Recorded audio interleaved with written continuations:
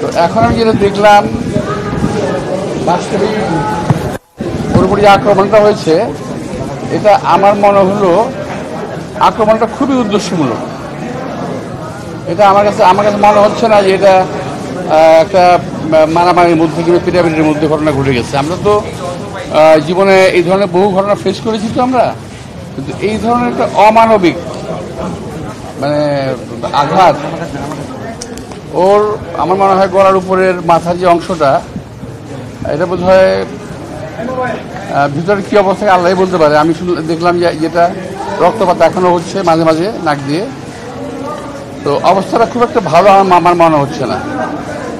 তো আমি আশা করব যে এই ঘটনা একটা সুষ্ঠু তদন্ত হওয়া উচিত, এবং যদি উদ্দেশ্যমূলক হয়ে থাকে কী উদ্দেশ্যে তারা কারা কেন করলো সেটা বের করা দরকার, এবং তার একটা বিচার একটা হওয়া দরকার যদি উদ্দেশ্যমূলক হয়ে থাকে। তবে মারের যে ধরন, যে প্রকৃতি দেখলাম, এটা আমার মনে হয় না যে এটা খামাখাই হয়ে গেছে, এটা একেবারেই উদ্দেশ্যমূলক ছিল। যাই হোক, যেটা হয়েছে এখন আমরা কিছু করতে পারবো না। আমি শুনলাম সরকার সদয় হয়েছে, বলেছে যে তাকে বিদেশে পাঠাবে। তো বিদেশে পাঠানো যে কথাটা শুনলাম খুব ভালো লাগলো, কিন্তু এখনো পাঠানো হয়নি, এটা আমার কাছে ভালো লাগলো না। এখন আমি জানলাম বললো যে আজকে এবং গতকাল এবং আজকে বন্ধের দিন ছিল। এই ধরনের একটা ঘটনায় বিশেষ ব্যবস্থায় তাকে বিদেশে পাঠানোর একটা প্রক্রিয়া করা উচিত ছিল, বিশেষ ব্যবস্থায়। এটা হলো এক নাম্বার। আর সেকেন্ড হলো, যেখানে পাঠাবে বিদেশে পাঠিয়ে দিলাম, সব কিছু শেষ হয়ে গেল, এটা কিন্তু বিষয় না। আমার বিষয় হলো ওর কোথায় ইঞ্জুরি হয়েছে, আমাদের দেশে ডাক্তাররা এটাকে বের করতে পেরেছে ওই ইঞ্জুরিগুলো কোথায় কোথায় হয়েছে। সেই ইঞ্জুরির ট্রিটমেন্ট বিশ্বের যে দেশে ভালো হবে আমি মনে করি সে দেশে নেওয়াটাই বেটার। ইতিপূর্বে আমাদের এক সময়ে রাশেদ খান মেনন, আসম আব্দুর রব, তাদেরকে বিদেশে পাঠানো হয়েছিল প্রক্রিয়া অনুযায়ী, এবং